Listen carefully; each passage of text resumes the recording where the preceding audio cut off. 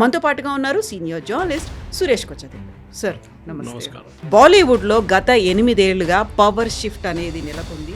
సృజనాత్మకత లేని వాళ్లే ఫిల్మ్ ఇండస్ట్రీలో ఉన్నారు. ఒక రకంగా వివక్ష అనేది కనిపిస్తోంది. ఈ మాటలన్నది ఆస్కార్ అవార్డు గ్రహీత ఏఆర్ రెహమాన్.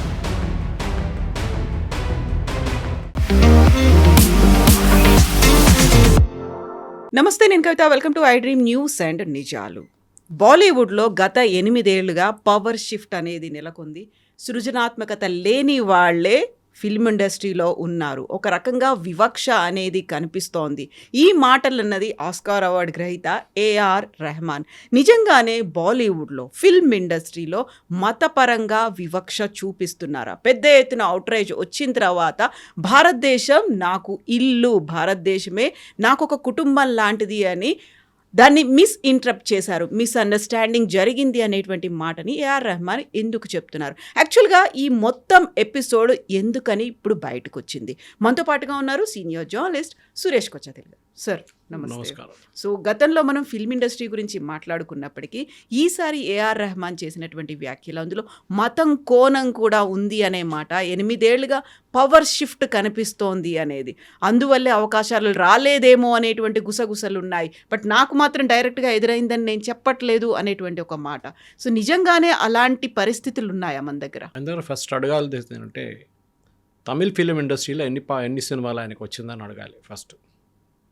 ఎందుకంటే ఈ మ్యూజిక్ ఇండస్ట్రీ అనేది చాలా మటుకు మారిపోయింది. ముందు కవిత గారు మీకు గుర్తుంటుంది, మనం చిన్నప్పుడు ఉన్నప్పుడు క్యాసెట్లు కొనుక్కుంటుండే, వెళ్ళి షాప్లలో వెళ్ళి క్యాసెట్ కొనుక్కొని వచ్చి దాని నుంచి మన పాటలు వింటుండే. దాని తర్వాత సీడీలు వచ్చినాయి. మ్యూజిక్ వరల్డ్ లాంటి ప్లేస్కి వెళ్ళి అక్కడ సీడీలు కొనుక్కుంటుండే మనం. దాని తర్వాత సీడీలు కూడా పోయినాయి. ఇప్పుడు సీడీ ప్లేయర్లే దొరకట్లేదు. దాంతో స్పాటిఫై కానివ్వండి, యూట్యూబ్ ఛానల్స్ కానివ్వండి, సారేగామా లాంటి యూట్యూబ్ ఛానల్స్ కానీ, వాళ్ళ రేడియో ఒక సెట్ వస్తుంది, అదొకటి. ఇట్లాంటి చాలా డిఫరెంట్ ఇన్స్ట్రుమెంట్స్గా మారిపోయింది మ్యూజిక్. ఫిలిం ఇండస్ట్రీలో కూడా మనకు చాలా మటుకు తెలుసు, తెలుగు ఫిలిం ఇండస్ట్రీలో కూడా మ్యూజిక్ రిలీజ్ అని చెప్పి పెద్ద ఒక ఫంక్షన్ ఉంటుండే. ఇప్పుడు అసలు అది వినబడట్లేదు, ఎక్కడ వినబడలేదు. Audio release function. ఇప్పుడు ఆడియో రిలీజ్ ఫంక్షన్ ఎక్కడ పోయిందో తెలియదు. లాస్ట్ టైం నాకు జరిగినప్పుడు గుర్తుంది, ఒక 2-3 సంవత్సరాల ముందు ఆ శిల్పకళా వేదికలో మొత్తం చైర్లని పలగొట్టారు. ఇప్పుడు ఎక్కడ వినబడట్లేదు అసలు మ్యూజిక్ ఆడియో రిలీజ్ అనేది. ఎందుకంటే ఇండస్ట్రీ మారిపోయింది. The way the music is delivered. ఒక ప్రొడ్యూసర్ ఆయన పరిస్థితి ఆలోచించండి. ఆయన పెట్టుబడి పెట్టేటప్పుడు సినిమాలో హీరోకి డబ్బులు, హీరోయిన్కి డబ్బులు, ఇదంతా production cost, post production cost, దానికన్నా ముందు మ్యూజిక్ సెట్ చేయడం, ఇదంతా ఉంటుంది. పెట్టిన పెట్టుబడికి కూడా రిటర్న్ రావట్లేదు. ఒక వారం కూడా సినిమా థియేటర్లో నడవట్లేదు. హౌస్ఫుల్ అని చూపిస్తారు కానీ మన అందరు తెలిసిందే సంగతి. ఇండస్ట్రీ మారిపోయింది చాలా మటు. ఏ టైంలో మన దగ్గర సి రామచంద్ర కానీ, ఆ టైంలో ఎస్డి బర్మన్ గారి అట్లాంటి మ్యూజిక్ డైరెక్టర్స్ నుంచి ఇప్పుడు చూస్తే మీకు మ్యూజిక్ డైరెక్టర్ కూడా గుర్తుండదు. పేరు అడిగితే మీకు తెలియదు. In fact Dhurandhar cinema music director నాకే తెలియదు, కానీ మ్యూజిక్ బాగుండేది నాకు తెలుసు అంతే. హక్ సినిమా కూడా నాకు మ్యూజిక్ డైరెక్టర్ వరకు గుర్తులేదు, కానీ ఈ పాటలు బాగుంది, నాకు నడిమిట్లో ఉన్న పాటలు బాగానే ఉంది, కానీ ఐ డోంట్ రిమెంబర్ ఇట్. ఒకసారి బయటకు వచ్చిన తర్వాత సినిమా థియేటర్ తర్వాత పాట ఏంటని నాకు గుర్తులేదు. కానీ ఇప్పుడు కూడా మీరు పాత తెలుగు సినిమాలు కానీ, పాత హిందీ సినిమాలు ఇప్పుడు కూడా మీరు హమ్ చేసుకుంటారు అప్పుడప్పుడు. మీరు విన్నప్పుడు మీకు చాలా అంటే లిరిక్స్ అంత పవర్ఫుల్ ఉండే ఆ టైం. ఇప్పుడు మ్యూజిక్ ఎట్లయిపోయిందంటే డబ్బ లోపల రాలేసి కొట్టినట్లు ఉంటుంది మ్యూజిక్. ఇప్పుడు మీకు ఏం గుర్తుండదు. ఆ మ్యూజిక్ అనేది అసలు ఎవరు పట్టించుకోలేదు. పబ్లిక్ కూడా వినడానికి రెడీగా లేరు. సరే, మన కార్లో డ్రైవ్ చేస్తున్నప్పుడు ఎప్పుడైనా ఏదైనా స్పాటిఫై పెట్టుకుంటాం, లేకుంటే ఎఫ్ఎం స్టేషన్ పెట్టుకుంటాం, లేకుంటే యూట్యూబ్ నుంచి ఏదైనా ప్లే చేస్తుంటాం. కానీ ఒక రెగ్యులర్ లాయల్టీ అని మ్యూజిక్కి పోయింది, ఎప్పుడో పోయింది అది. సినిమాలో ముందు ఒక మ్యూజిక్ అనగానే చాలా పెద్ద, కొన్ని సినిమాలు అయితే 8 పాటలు 9 పాటలు ఉంటుండే. ఇప్పుడు 1-2 పాటలు కనిపిస్తే కూడా చాలా పెద్దది అనమాట. సో ఆ పరిస్థితులు, ఆ ఒక సిచ్యువేషన్ నుంచి రెహమాన్ గారి స్టేట్మెంట్ ఇవ్వడం ఏంటి, ఇది నాకు ఫస్ట్ ప్రశ్న. ఎందుకంటే కమ్యూనల్, ఆయన ఒక ఓపెన్ డేట్ చెప్పలేదు. 8 సంవత్సరాలు అన్నారు. అంటే కరెక్ట్గా మోదీ గవర్నమెంట్ వచ్చిన తర్వాత ఉన్న సిచ్యువేషన్ అని చెప్తున్నారు అనమాట. అది కూడా ఎవరికి ఇంటర్వ్యూ ఇచ్చారు? BBC Hindi, Asian service. ఎవరు ఇంటర్వ్యూరు? ఒక పాకిస్తానీ. అంత సెట్ ఇది. ఆయన ఒక దూరదర్శన్కో లేకుంటే మన భారతదేశంలో ఎన్నో ఛానల్ వాళ్ళకి ఇంటర్వ్యూ ఇవ్వకుండా ఒక ఇంటర్నేషనల్ ఆడియన్స్కి చెప్పారు ఈ మాట. ఆయనకు తెలుసు దాని ఇంపాక్ట్ ఎక్కడ ఉండబోతుంది అనేది. ఇప్పుడు దాన్ని వచ్చి నన్ను మిస్అండర్స్టాండ్ చేయడం ఏముంది? మీరు చాలా క్లియర్గా అది ఇంకోసారి రివైండ్ చేసుకుంటే కూడా మీరు వినొచ్చు. మీరు చెప్పిన మాట చాలా క్లియర్. దట్ మీకు ఇప్పుడు ఆపర్చునిటీస్ రావట్లేదు. ఇప్పుడు ఎట్లా అయిపోయిందంటే ఒక చాలా టాలెంటెడ్గా ఉన్న మనిషిని, ఫర్ ఎగ్జాంపుల్ ప్లంబర్ అని తీసుకుందాం. ఇప్పుడు మీరు ఒక ప్లంబర్ని పిలిచినప్పుడు ఒకటి వస్తే వాడు ఫస్ట్ వచ్చి నాకు 2,000 రూపాయలు కావాలంటే మీరు బార్గెన్ చేస్తారు అంతే. నెక్స్ట్ టైం అని బిలోవర్ మీరు you look for somebody at 1,000 rupees. ఇది నార్మల్ హ్యూమన్ సైకే. ఇది మ్యూజిక్ ఇండస్ట్రీ కూడా అట్లనే అయిపోయింది. వెరీ వెరీ రా ఫార్మాట్లో చెప్తున్నాను నేను. ఎక్కడ రోజా నుంచి మొదలైన ఏఆర్ రెహమాన్, దానికన్నా ముందు Indira he did, but the actual hit was Roja. ఆ టైంలో ఎవరు ఛాన్స్ ఇచ్చారు ఆయనకి? మణిరత్నం లాంటి వాళ్ళు ఛాన్స్ ఇచ్చారు. ఆయన గురువు ఎవరు? గురువు అని చెప్పలేను, కానీ ఆయన ఫస్ట్ పర్ఫామ్ చేసింది ఇళయరాజా గారు. ఇప్పుడు ఇళయరాజా గారు ఎక్కడున్నారు మ్యూజిక్ ఇండస్ట్రీలో? కానీ ఆయన పాటలు గుర్తుంటుంది మనకు. ఆయనకు అప్పుడప్పుడు 1-2 సినిమాలు వస్తున్నాయి అంతే. ఇళయరాజా గారు కంప్లైంట్ చేశారా? నన్ను కూడా ఎవరు పట్టించుకోవట్లేదు. నెక్స్ట్ జనరేషన్ వచ్చేసారు. ఎందుకంటే మన అందరికి గుర్తుంది. కుమార్ షాను ఎక్కడున్నారు ఇప్పుడు? అల్కా యాగ్నిక్ ఎక్కడుంది? ఎందుకు మీరు you can take lot of such names. ఇట్లాంటి వాళ్ళు ఎక్కడ లేరు ఇప్పుడు. వాళ్ళందరూ మాయమైపోయారు. కొత్త వాళ్ళు వస్తున్నారు, రీల్స్ చేస్తున్నారు, కవర్ వర్షన్స్ చేస్తున్నారు, పాటలు పాడుతున్నారు. ఆల్ స్టార్ సింగర్ లాంటి ప్రోగ్రామ్ నుంచి వచ్చే విన్నర్స్ని వాళ్ళని మ్యూజిక్ దాంట్లో తీసుకుంటారు. ఉదిత్ నారాయణ ఉండే, ఎక్కడ పోయిన ఉదిత్ నారాయణ తెలియదు మనకి. షాన్ కూడా మొన్న స్టేట్మెంట్లో రెహమాన్ షాన్ కూడా చెప్పారు, ఐఎమ్ డూయింగ్ షోస్ అన్నాడు. అది లేదు ఆయనకి ఇప్పుడు, ఆ ఛాన్సే లేదన్నమాట. పోయింది అది, ఆ ఇండస్ట్రీ పోయింది. కాబట్టి అనురాధ పోడ్ వాళ్ళు ఉండే. కానీ రెహమాన్ గారు ఫస్ట్ గుర్తుపెట్టుకోండి, you have to be humble enough to understand this. సరే, నాకు ఆస్కర్ వచ్చింది, నాకు ఎన్నో ఫిలింఫేర్ అవార్డు వచ్చింది, నేషనల్ అవార్డు వచ్చింది, that is central government Padma Bhushan కూడా ఇచ్చారు మిమ్మల్ని. మీకు ఇంకేం కావాలి? మిమ్మల్ని ప్రతి సినిమాలు మిమ్మల్ని తీసుకోవాలన్నా ప్రొడ్యూసర్ భయపడతారు. In fact that's what Javed Akhtar said. మీ దగ్గరికి ఒక చిన్న ప్రొడ్యూసర్ రావడానికి భయపడుతున్నారు. ఎందుకంటే you will quote in millions, you will quote in crores. ఆయన ఇవ్వలేడు మీకు ఆ డబ్బులు, దానికోసం రావట్లేదు. That is the reason why they are not coming, not because is a Muslim. In fact మనందరూ తెలుసు, చాలామంది ప్రేక్షకులు తెలుసుంటుంది బహుశా, రెహమాన్ వాళ్ళ father was a big time music director in Malayalam cinema. Even దో తమిళియన్ ఆయన పుట్టింది, కానీ హీ వాజ్ ఒక 100 సినిమాల దాకా మలయాళం చేశారు ఆయన from 1960s onwards. RK Shekhar అని ఆయన పేరు, రెహమాన్ గారి ఫాదర్ పేరు. And he was a brilliant man.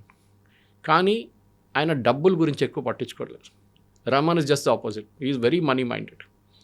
అది బహుశా వాళ్ళ ఫాదర్ చేసిన దానికి ఒకసారి ఏదో ఇంటర్వ్యూలు అన్నారు ఆయన, నా ఫాదర్ చేసిన తప్పు నేను చేయను, నాకు డబ్బులు సంపాదించాలి, నాకు సొంతంగా నా స్టూడియో కావాలి.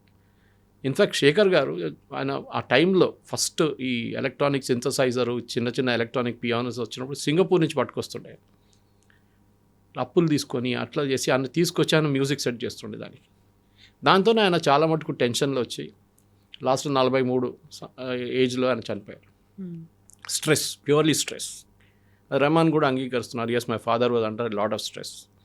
అక్కడిక్కడ అప్పు తీసుకున్నారు ఈ మ్యూజిక్ ఇన్స్ట్రుమెంట్స్ కోసం. లాస్ట్లో వాళ్ళ మదర్ ఆర్వి శేఖర్ గారు చనిపోయిన తర్వాత ఈ మ్యూజిక్ ఇన్స్ట్రుమెంట్స్ అన్నీ అమ్మడం మొదలుపెట్టారు. కొన్ని అయితే రెంట్కి ఇవ్వడం మొదలుపెట్టారు. అంటే ఫ్యామిలీ బతకాలి కదా. సో రెహమాన్లో అదొక కోపం ఉండే. One of the reasons why the family converted possible అది ఉండొచ్చు. ఎందుకంటే ఒక సూఫీ సెయింట్ వచ్చారంట వాళ్ళు, కరీముల్లా షా ఖాద్రీ అని చెప్పి, వాళ్ళ ఇన్ఫ్లుయెన్స్లో వచ్చి దే కన్వర్టెడ్ టు ఇస్లాం. మరి వాళ్ళ పర్సనల్ చాయిస్. ఇన్ఫ్యాక్ట్ వీళ్ళ మదర్ పేరు కస్తూరి శంకర్ అని ఉండే, శేఖర్ అని, Kasturi was her name. Kasturi and Shekhar got married in తిరుమలలో జరిగింది వాళ్ళ పెళ్ళి. ఆలోచించారు ఆ టైంలో. సో దట్ డివోట్ హిందూస్ ఉన్న వాళ్ళు కన్వర్ట్ చేసుకున్నారు, ఇస్లాంకి వెళ్ళిపోయారు. బట్ వాళ్ళ ఫ్యామిలీలో అందరు కన్వర్ట్ కాలేదు. రెహమాన్ వాళ్ళ సిస్టర్ ఉన్నారు, ఐ థింక్ ఆ నేమ్ ఇస్ రేనా వాళ్ళ 2 పిల్లలు they are Hindus. That is the best part. GV Prakash and Bhavanishri వాళ్ళు కూడా ఫిలిం ఇండస్ట్రీలో, మ్యూజిక్ ఇండస్ట్రీలో they are good name in Tamil ఇండస్ట్రీలో. కానీ రెహమాన్ గారికి ఎందుకో ఈ ఒక రిలీజియన్ పిచ్చి పట్టింది సడన్గా. But we never objected to the fact that Khwaja పాడినప్పుడు ఎవరు వీ ఎంజాయ్డ్ ఇట్. వందే మాత్రంని ఒక కొత్త వర్షన్గా తీసుకొచ్చి ఇప్పుడు కూడా ఒక క్రికెట్ మ్యాచ్, ఫుట్బాల్స్ అన్నిట్లో అది ప్లే అవుతున్నప్పుడు కూడా we get that goose bumps moments. కానీ ఎందుకో సడన్గా నన్ను ముస్లిం అని చెప్పి నాకు పాట క్లియర్, నాకు మ్యూజిక్ రావట్లేదు, నాకు ప్రొడ్యూసర్స్ అడుగుతున్నారు, వచ్చి మళ్ళీ వాళ్ళు వెళ్ళిపోతున్నారు, వాళ్ళు కొత్త వాళ్ళు తీసుకుంటారు అంటే affordability is a fact. And క్రికెట్లో ఒక పార్లెన్స్ ఉంది, కవిత గారు, అది గవాస్కర్ టైంలో అడుగుతుండే. ఇప్పుడు గవాస్కర్ ఎప్పుడు రిటైర్ గారు, last it became a running joke ఈయన ఎట్లా రిటైర్ చేయాలని చెప్పేసి. ఎందుకంటే ఆయన ఫ్లాప్ షో అయిపోయింది, లాస్ట్ అయినా ఆయనకి రన్స్ కూడా రావట్లేదు, కానీ రిటైర్ కావట్లేదు. సో అప్పుడు ఎవరో I think it was one of the English cricket commentator, maybe Richie Benaud or somebody else asked ఈ ప్రశ్న అడిగారు ఆయన, వెన్ పీపుల్ లీవ్ క్విట్, మీరు రిజైన్ చేసినప్పుడు, మీరు రిటైర్ అయినప్పుడు అడగాలి వై, ఎందుకు చేస్తున్నారని, నాట్ వై నాట్, ఎగ్జాక్ట్లీ. ఎందుకు చేయట్లేదని అడిగే ముందే మీరు వెళ్ళిపోవాలి సీన్ నుంచి. దానికోసం ఆ టైంలో పీక్ స్టేజ్ లో ఉన్నప్పుడు ఎందుకు వదిలిపోతున్నారు అనే క్వశ్చన్ రావాలి అక్కడ. అది రావాలి, అప్పుడే అడుగుతారు. లేకుంటే మీరు ఎప్పుడు పోతారు, ఎప్పుడు రిజైన్ చేస్తారని కాదు. సో మీకు టైం అయినప్పుడు you just melt away in to the sunset. Ilaiyaraaja happen, చాలామంది గంగా అమరన్ ఉన్నారు, హిందీలోనే తీసుకోండి ఎంతోమంది మ్యూజిక్ డైరెక్టర్స్ ఉన్నారు, ప్రీతం లాంటి ఉన్నారు, వాళ్ళందరూ ఇప్పుడు స్టేజ్ షోస్ చేస్తారు. ఇండస్ట్రీ మారిపోయింది, there is more accent on stage shows కానివ్వండి, ఇంటర్నేషనల్ టూర్లు కానివ్వండి, యూట్యూబ్లో వీడియోలు చేయడం, ఇదంతా నడుస్తుంది. ఇప్పుడు ఒక ఇండస్ట్రీగా మారిపోయింది అది. Saregama itself has reinvented itself. అట్లాంటి పరిస్థితులు నన్ను ముస్లిం అని చెప్పి నాకు పాటలు ఇవ్వట్లేదు, నన్ను మ్యూజిక్ సెట్ చేయట్లేదు అంటే it's a wrong connotation, totally wrong. అది రమణ్ గారు ఎందుకు చేశారు అనేది ఇప్పుడు అనేదో క్లారిఫికేషన్ అంత ఇస్తున్నారు, కానీ అది clarification is not really convincing అనమాట. ఎగ్జాక్ట్లీ. వెరీ రీసెంట్గా చేసినటువంటి చావా మూవీని కూడా ఆయన డివైజివ్ మూవీగా, ఒక విభజన వాదాన్ని చెప్తున్నటువంటి మూవీగానే ఆయన చెప్తూ వచ్చారు. మనం చావా చేసినప్పుడు ఆయనకు తెలుసు కదా హిస్టరీ గురించి చెప్తున్నారని, ఆయన బీజీ స్కోర్ చేశారు దానికి. మీకు సినిమా గురించి may have a difference opinion, కానీ చూపించింది నిజమా కాదా అని ఫస్ట్ క్వశ్చన్. జోధా అక్బర్ చేసినప్పుడు అడిగారు ఆ నిజమా కాదా చూపిస్తున్నారు, దట్ ఈస్ ఆల్ ఫ్యాబ్రికేటెడ్, అంత ఏం లేదు. Akbar was not handsome fellow, ఈ వాజ్ లింపింగ్ ఉండే, ఆయనకు ఒక కాల్కి ప్రాబ్లం ఉండే, ఈ was not good looking at all. కానీ చూపించింది ఏంటి మనకి, ఓ హ్యాండ్సమ్ హృతిక్ రోషన్ లాంటి వాళ్ళు వెరీ హ్యాండ్సమ్, జోధా హిందూ ఆమెని పెళ్లి చేసుకుంటున్నారు, ఇదంతా. బట్ అక్కడ ఎవరు మనం అబ్జెక్ట్ చేయలేదు. హిస్టరీలో పాసిబిలిటీ జరిగి ఉంటుంది, హిస్టరీలో అది ఉంది, we accept as a matter of fact. Salman Khan, Shahrukh Khan, Aamir Khan వీళ్ళు ఫిలిం ఇండస్ట్రీ డామినేట్ చేస్తున్నప్పుడు, ఇప్పుడు అంత డామినేషన్ లేదనుకోండి, ఆ డామినేషన్ టైంలో మనం ఎప్పుడైనా అబ్జెక్ట్ చేశాము. వీళ్ళు ఏదైనా సినిమాలో, చాలా తక్కువ సినిమాలో వాళ్ళు ముస్లిం నేమ్స్ వాడారు, చాలా మటుకు హిందూ నేమ్సే ఉండేవాళ్ళు. We never objected saying you are a Muslim guy, you should use only Muslim. That's film industry is a make believe industry, దాని ప్రకారం మనం పోతే ఆ ఫ్లోలో వెళ్ళిపోవాల్సిందే మనం. కానీ ఇక్కడ ఈ జరిగిన దానికి ఒక రిలీజియస్ యాంగిల్ తీసుకురావడం, and that too from a person like AR Rahman is very very చాలా డిసప్పాయింటింగ్ అనమాట. ఎందుకు చేస్తున్నారు అది? ఆ ఫ్లోలో వెళ్ళిపోయారా, బీబీసీ వాళ్ళు అడిగే క్వశ్చన్ ఫ్లోలో వెళ్ళిపోయారా, లేకుంటే ఆయన ముందే ప్రిపేర్ అయ్యి వచ్చారా అనేది చాలా మట్టి ఇప్పుడు అడుగుతున్న ప్రశ్న. ఆయన పర్సనల్ లైఫ్లో కూడా చాలా మటుకు ప్రాబ్లమ్స్ ఉన్నాయి, మన అందరికి తెలిసింది. We never asked, industry never asked divorce ఎందుకు జరిగింది, his wife gave some statement, ఆమె ఇప్పుడు ఏదో లండన్లో ఉంటుందంటే మనకు తెలియదు, అది మనం ఎప్పుడు అడగక్కర్లేదు, ఎందుకంటే that is the personal life. అది ఒక లక్ష్మణ్ రేఖ ఉంటుంది, అటువైపు వెళ్ళకూడదు మన అసలు. కానీ ఎప్పుడు ఇదే మాట ఉంటుంది కవిత గారు, this is there in every field. మీరు క్రికెట్ చూడండి, మీరు బ్యాడ్మింటన్ చూడండి, పివి సింధు, సైనా నెహ్వాల్. ఇప్పుడు సైనా నెహ్వాల్ ఎక్కడుందండి? She had achieved a peak వచ్చేసినప్పుడు అయిపోయింది అక్కడి నుంచి. లేదు నేను ఇంకా ఆడుతూనే ఉంటానంటే నోబడీ విల్ యాక్సెప్ట్. మీ పీక్ ఒక టైం ఉంటుంది, అది అంటే ఈవెన్ బాస్కెట్బాల్ తీసుకోండి, క్రికెట్ తీసుకోండి, యంగ్ ఏజ్లోనే మీరు పీక్ అయిపోతారు, దాని తర్వాత యూ స్టార్ట్ డ్రిఫ్టింగ్ డౌన్. మీరు ఎప్పుడు వెళ్ళిపోవాలో అప్పుడు మీరు ఆ ఇండస్ట్రీ నుంచి బయటకు వచ్చేసేయాలి. చాలామంది మ్యూజిక్ డైరెక్టర్స్ ఇప్పుడు కూడా మీరు చూడండి తెలుగు ఇండస్ట్రీలో చాలా తక్కువ ఉన్నారు. ఒక టైంలో లిరిక్స్ రాసేటోళ్ళే చాలా పెద్ద పెద్ద మేధావులు ఉన్నారు, ఆరుద్ర కానీ శ్రీశ్రీ కానీ, పాడేటోళ్ళు ఘంటసాల, ఎస్పీబీ. కానీ ఇప్పుడు ఎవరున్నారు చెప్పండి? చాలా తక్కువ, హ్యాండ్ఫుల్ ఆఫ్ పీపుల్. ఎందుకంటే ఇండస్ట్రీ మారిపోయింది, ఆ ఫార్మాటే మారిపోయింది, ప్రజెంటేషన్ ఫార్మాట్. కొన్ని టైంలో 6 సాంగ్లు రికార్డ్ చేస్తారు, కానీ సినిమాలు 2 సాంగ్లే తీసుకొస్తారు. Because the director one sitting on the post production table, ఆయనకి ఏమనిపిస్తుంది అంటే ఆ ఫ్లో పోతుంది పాట వచ్చినప్పుడు, we'll reduce it to 2 songs, fine. కానీ మార్కెట్లో 6 సాంగ్లు రిలీజ్ చేస్తారు. రిలీజ్ అంటే ఏంటి? క్యాసెట్ లేదు, నేను చెప్పినట్లు సీడీలు లేవు, ఏం లేవు, it is only on YouTube, that's it. లేకుంటే ఏదైనా ఎఫ్ఎం స్టేషన్లో ప్లే చేస్తారు మీరు. ప్రాబ్లం ఎక్కడ వచ్చిందంటే ఈ మ్యూజిక్ ఇండస్ట్రీ మారిన మాట రెహమాన్ గారు అంగీకరించట్లేదు. మ్యూజిక్ ఒక పవర్ షిఫ్ట్ అనేది జరిగింది, అక్కడ క్రియేటివిటీ లేని వాళ్ళే రాజ్యం వెళ్తున్నారు ఫిల్మ్ ఇండస్ట్రీలో అనే ఒక మాట. ఎవరైనా క్రియేటివిటీ లేని వాళ్ళు తీసుకొచ్చి సినిమా చేస్తారా?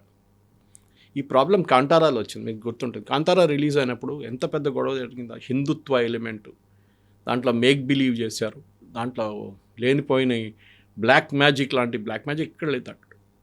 But it is a art form. మా ఊర్లో ఉంది, నార్దర్న్ కేరళలో ఉంది అది, తెయ్యం అంటారు దాన్ని అక్కడ. That's another form is what you showed in upper Karnataka, దక్షిణ కర్ణాటకలో. అక్కడ ఇది అక్కడ జరుగుతున్న ఒక క్లాసికల్ ఆర్ట్ ఫామ్ అది.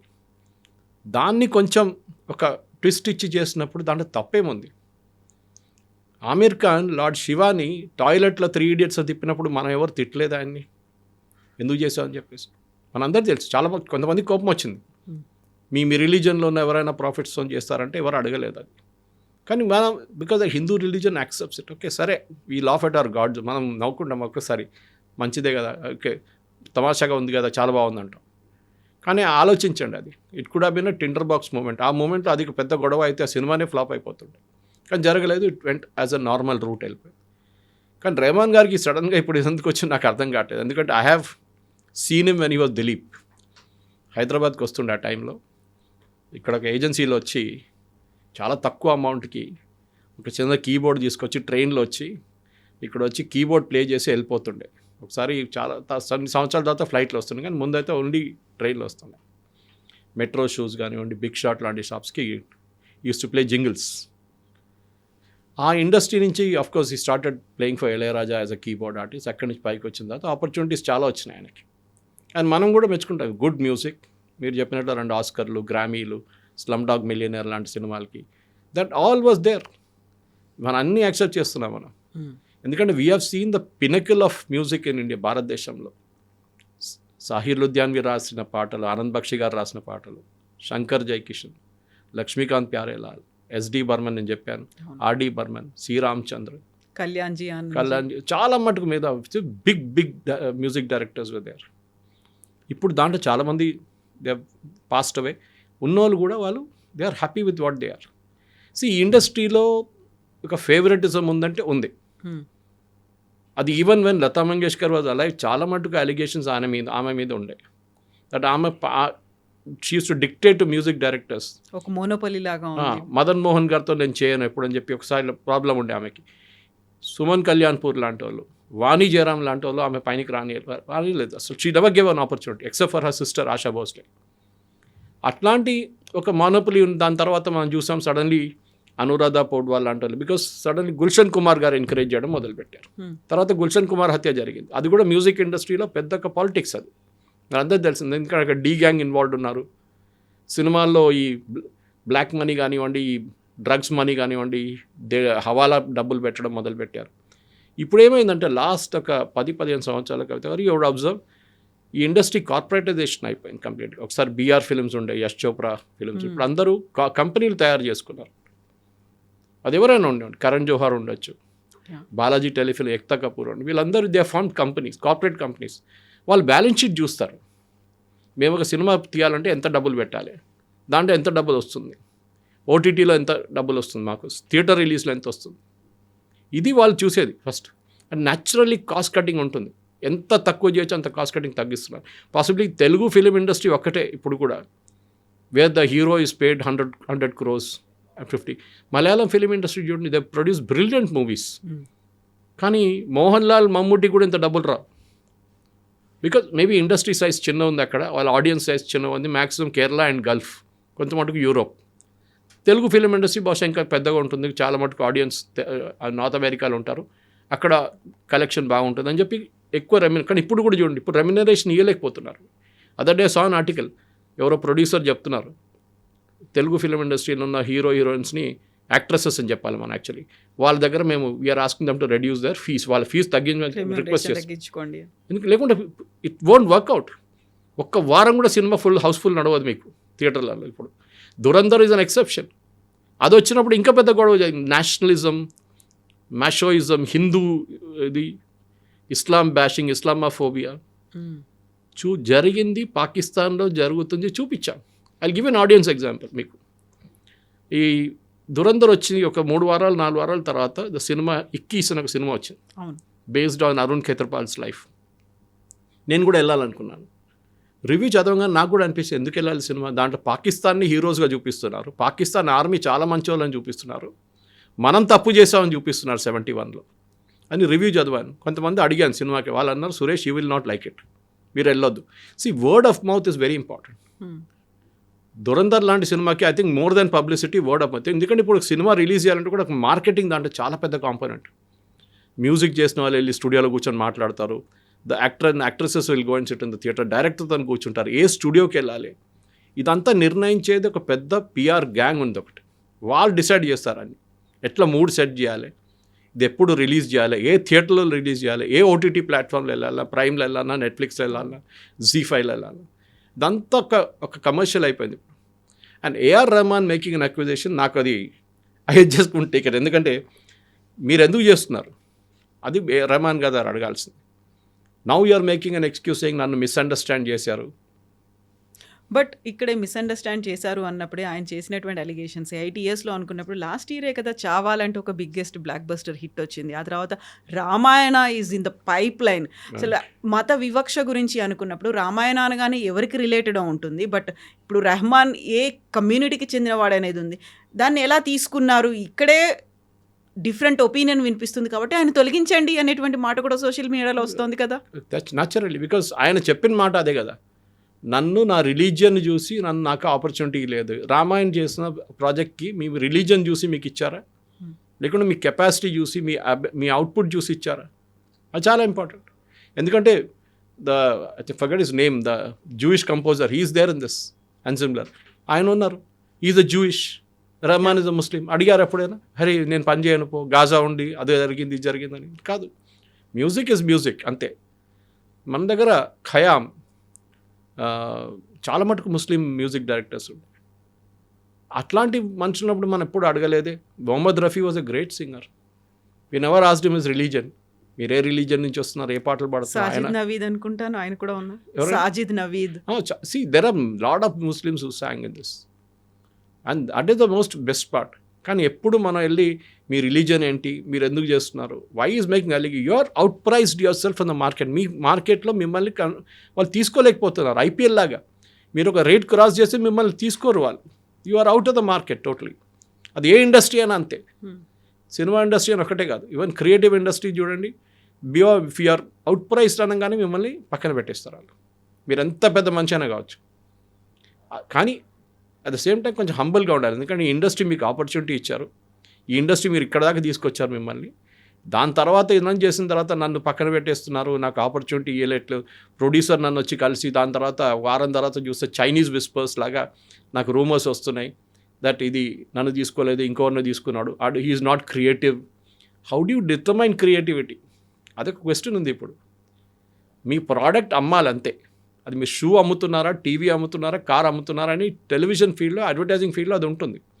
మ్యూజిక్ కూడా అంతే, it has to add colour to the cinema, ఒక అడ్జంక్ట్ అన్నమాట సినిమాకి. ఇది ఇప్పుడు అది కాకుండా నా మ్యూజికే ఉండాలి, నేనే చేయాలి. Sorry, it doesn't work like that. And Rahman గారు ఈ షుడ్ రియలైజ్ దట్ లోకం మారిపోయింది. Entire film industry has change, specially last correct అని చెప్పినట్లు లాస్ట్ 8 years అంటే లాస్ట్ 5 years కూడా. వేరే ఓటీటీ రిలీజ్ మీకు ఎక్కువ డబ్బులు ఇస్తాయి సినిమా థియేటర్ రిలీజ్ కన్నా.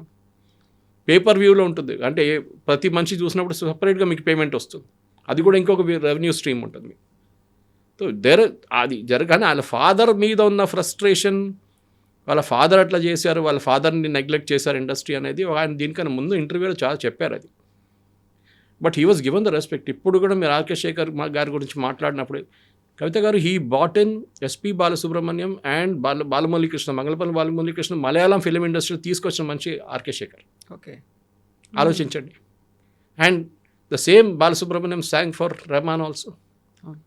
సో ఈ కూడా ఆయన చెప్పొచ్చు, మీ నాన్నగారితో పనిచేశాను నేను, మళ్ళీ నువ్వు వాడు అని కాదు. But he was humble enough.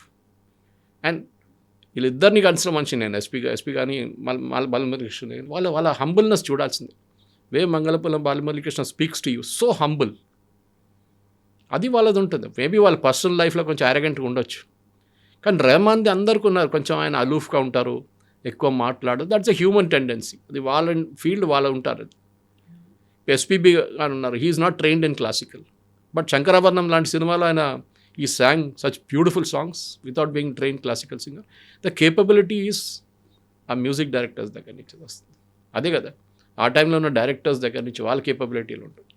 కానీ రెహమాన్ గారు ఇప్పుడు చేసిన దానికి నాకైతే I'm not at all in sync in fact the entire industry. Kangana Ranaut అన్నారు, ఒక స్టేట్మెంట్ ఇచ్చారు, వినుంటారు, చదువుంటారు. అది ఎమర్జెన్సీ ఫిలిం ఆమె తీసిన ఫిలింకి మ్యూజిక్ సెట్ చేయడానికి రెహమాన్ గారి దగ్గర వెళ్తే ఈ said I won't do music for propaganda films అన్నారు. అప్పుడు ఆలోచించండి ఆయన మైండ్ సెట్. ప్రాపగాండా ఏముందండి ఎమర్జెన్సీలో, ఏం జరిగింది అదే చూపించారు. మీకు నచ్చకపోవచ్చు, you might not like the political philosophy of BJP or any right wing party, or మీరు ఇందిరాగాంధీ సపోర్టర్ ఉండొచ్చు, అది కూడా ఉండొచ్చు. కానీ కంగనా రనౌత్ దగ్గర వెళ్ళి నేను ప్రాపగాండా ఫిలింకి మ్యూజిక్ సెట్ చేయనంటే that shows your bias.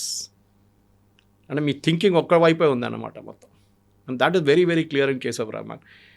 You should realise ఇప్పుడు ఇండస్ట్రీ ఎట్లా రియలైజ్ అయ్యారా? అయ్యారు కదా, దానికోసం రియాక్ట్ అయ్యారు. ఆయన కవిత గారు మీరు ఇప్పుడు చూడండి, రీల్స్లో ఇన్స్టాగ్రామ్లో చిన్న చిన్న పిల్లల నుంచి యంగ్స్టర్స్ నుంచి everybody is becoming a music star. మీకు అక్కర్లేదు. చాలా నాకు డౌట్ వస్తుంది, నెక్స్ట్ 5 సంవత్సరాల తర్వాత, 3 సంవత్సరాల తర్వాత సినిమాల పాట ఉంటుందో కూడా డౌట్ఫుల్. కంటెంట్ మీద నడుస్తుంది అంతా. హౌ పవర్ఫుల్ ఒక మ్యూజిక్, ఒక అడ్జంక్ట్ ఉండొచ్చు. హక్ అని సినిమా వచ్చింది చూడండి, ద మ్యూజిక్ ఈజ్ దేర్, ఎక్కడో ఫ్లో అవుతుంది అడ్మిట్లో, it nothing related to the scene. పాట వస్తుంది, పాట పోతుంది అంతే. But the content is very very important. మీరు ఎట్లా కంటెంట్ డెలివర్ చేస్తారు, అది మనం దురంధర్లో చూసాం, ఎంత లౌడ్ మ్యూజిక్ ఉంది దాంట్లో.